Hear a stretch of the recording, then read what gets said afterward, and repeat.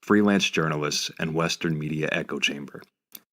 TPLF built close ties with successive U.S. administration officials since the 1980s and embarked on a significant public relations offense thanks to the enormous amount of aid money embezzled while TPLF was in power. It is incredibly disheartening and harrowing to see the State Department, major international media organizations, the European Union, and even the UN conveniently and manifestly ignore the truth and become part of the disinformation campaign. And why do you think it's so one-sided?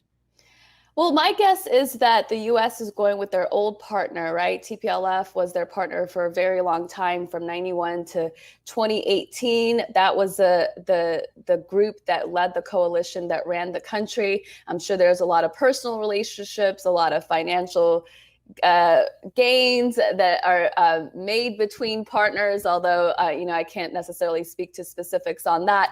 But clearly there is an alliance. I think the Prime Minister of Ethiopia was just elected in with 100% of the vote. But does he think that that was a democratic election? I said 100%. Byron. Having fun up there?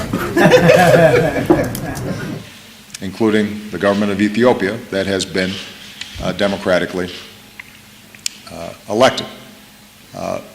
This success here in Ethiopia has moved forward in strengthening its democracy. Every time there is an election, it gets better and better. Prime Minister Meles was an impressive statesman who dedicated many decades to serving his country. A skilled mediator. He will be remembered for his exceptional leadership. So when Meles died, I went back and looked at all my photographs to ask myself where, for me, did this start and where has it come? The first photograph would always begin by asking me about my children. His inquiries were never superficial. He wanted detailed reports on their development. Then, satisfied, he would eagerly update me on his own children. The Western media fail to uphold minimally acceptable journalistic standards to discharge their responsibilities. The New York Times, CNN, The Washington Post, Financial Times, The Economist, BBC, Al Jazeera, and so on become the propaganda arm of TPLF. On November 5, 2021, a pact was signed by 9 Ethiopian rebel groups in Washington, D.C. to overthrow the democratically elected government of Ethiopia. Moments later, the media started to disseminate this information without doing their basic homework. The supposedly free, informed, sophisticated, neutral journalists don't even bother to verify if those groups even exist. A quick Google search could have helped. Most of those rebel groups do not exist. Most of those individuals are unknown to most Ethiopians except the TPLF representative Berhane, who once served as Ethiopian ambassador in the US for 10 years and 8 years in the EU. During the press conference, he even refused to take his mask off, knowing it's all a sham and publicity stunt. The first step we have to take is to sign an agreement with all the fronts, recognizing the problem and the widespread situation and the genocide. And the next step would be to reorganize ourselves and totally dismantle the existing government, either by force or by negotiation, whatever they wish, and then settle transitional government as soon as possible. That's my name is Mahmoud Ugas. I'm from Somali States Force. The struggle has been going on for the last 1 year, and there's no way they can fight against the front, because 110 million people abused are supporting the group. I see. So you're saying that the federal forces do not have the strength to take on the force that your groups with 110 million people are prepared to bring. Is that what you're saying? Well, yes. Okay. Yeah. Maybe I should compliment. Definitely. My name is Berhane, Berhane. My second name is Gebre, then Christos. Berhane Gabrek. Okay. It's okay. I think you can hear me. Nine opposition groups, including fighters loyal to the TPLF, recently formed a new alliance in Washington, saying they no longer recognize Abiy Ahmed's government as legitimate and would seek to establish transitional arrangements. What does that look like? Speaking to one African expert just in the last couple of hours, he expressed concern because he said, looking down the list, he didn't recognise some of the names on the list. He didn't know some of these groups. He wasn't aware of how much support they had, either on the ground or they could provide materially, and what sorts of resources they had access to. The reason...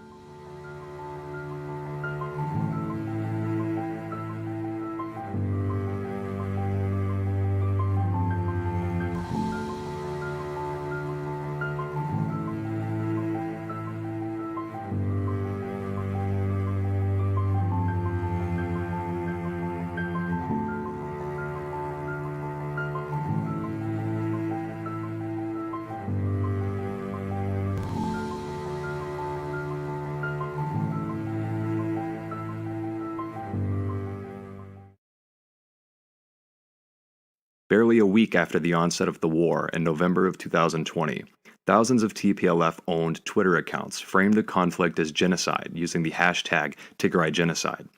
The genocide agenda was set using demonstrably false, unverified, or unverifiable inflammatory stories, purposely distorted accounts of events. Major international news organizations picked it up and started sharing inaccurate and incomplete stories. Soon after, the U.S. government, the EU, and influential international organizations mounted heavy pressure on Ethiopia. Media can and do directly influence government policy, and often the media coverage mirrors the U.S. government storylines. A week after the war started, CNN published an inflammatory headline, "Mass Killings of Civilians in Tigray Region." By disregarding the basic level of journalistic integrity, CNN purposely ignored that TPLF was the perpetrator of the massacres of 600 Amharas in Maikadra. Nima El-Bagir is a Sudanese national CNN journalist. She's spearheading the proliferation of sensational hoax reporting using false, unverified hearsay, fabricated sources, and doctored pictures. Most recently, she defamed Ethiopian Airlines to cause irreparable damage and financial hardship to the country. Currently, Sudan is in a fierce border and Nile River dam dispute with Ethiopia. One of the things that gives me an advantage in terms of perspective is in the beginning of the war, my mom happened to be in that region. She lived in the States for 26 years and had gone back as a PhD chemist to help the university in Mekelle do some research. So I was particularly invested because of the communication blackout, and I was really trying to do as much as I can, work with humanitarian so-called activists, which ultimately ended up being pro-TPLF activists. So I'm very much aware how the information gets through. Literally, activists get a picture or a video or information from TPLF officials there who have satellite connections. And that is what makes it into CNN and makes it into New York Times.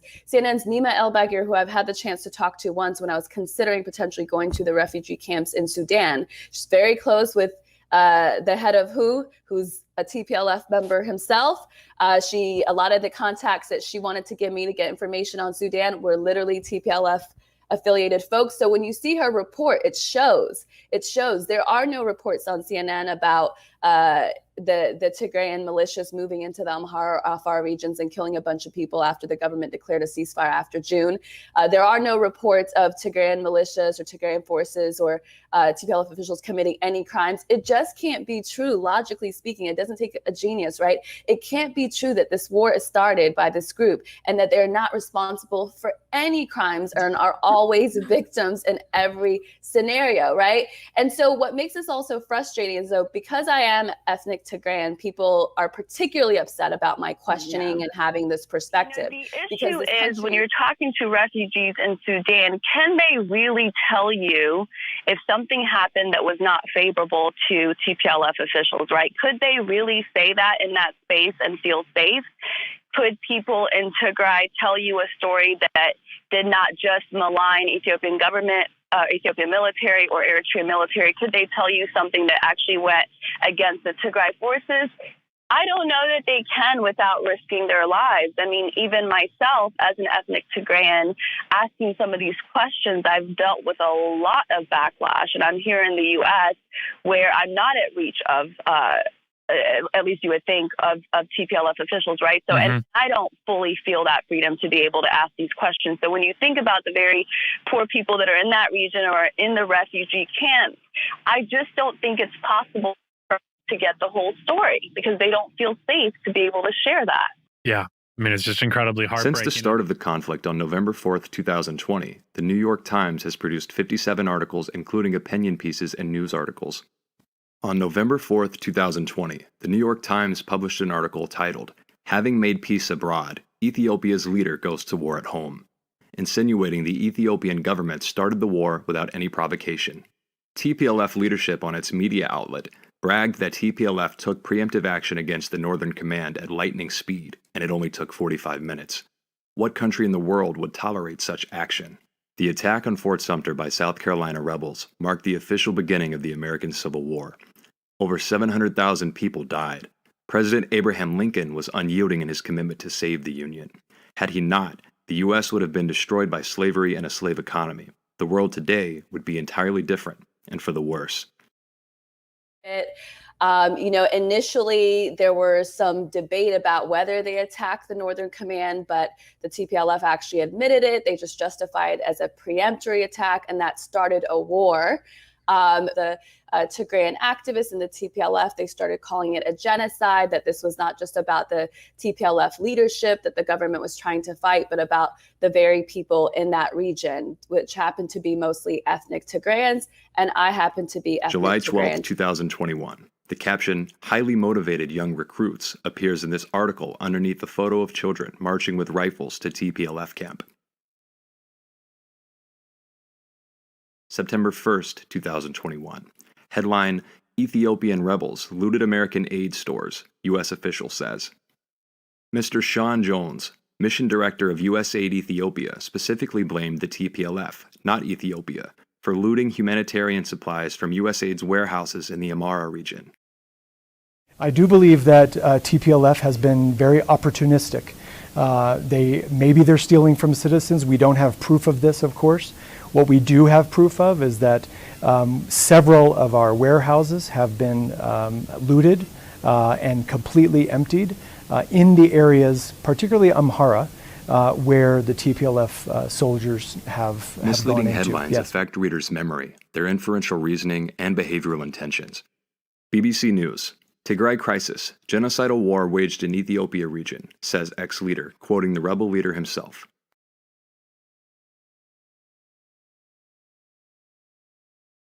The Economist headlined, "After 2 months of the war, Tigray faces starvation." The Economist accuses the government of war crimes and quotes an unnamed Western diplomat who says, "We could have 1 million dead there in a couple of months." In another report, the Economist headline reads, "Ethiopia's government appears to be wielding hunger as a weapon," with a subheading, "A rebel region starved into submission." An unnamed Tigray administrator warned that without aid, hundreds of thousands might starve to death, and some already had, according to minutes obtained by the Associated Press. Following this AP story, news outlets worldwide recited the same narrative again and again.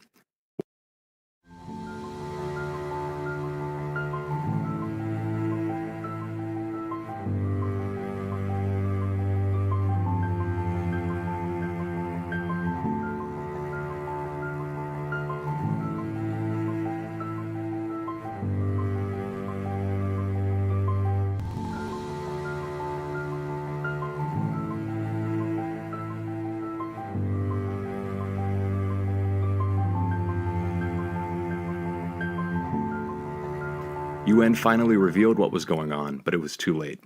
None of the 149 trucks in the convoy that reached Mekelle, Ethiopia last week returned. Only 38 out of 466 trucks that entered Tigray since July 12th returned. We need trucks to deliver life-saving assistance to the people in Tigray. 428 trucks did not return from Tigray, meaning food could not be provided. under the full glare of the international media spotlight. This crime against humanity went unreported. It's in the interest of TPLF to starve Tigrayans to get the badly needed headlines and attention. Sadly, no journalists dare to ask the basic questions to find the right answer. Hermela Aragawi, a journalist of ethnic Tigrayan descent working for the CBS News Network in Los Angeles, had enough and spoke up.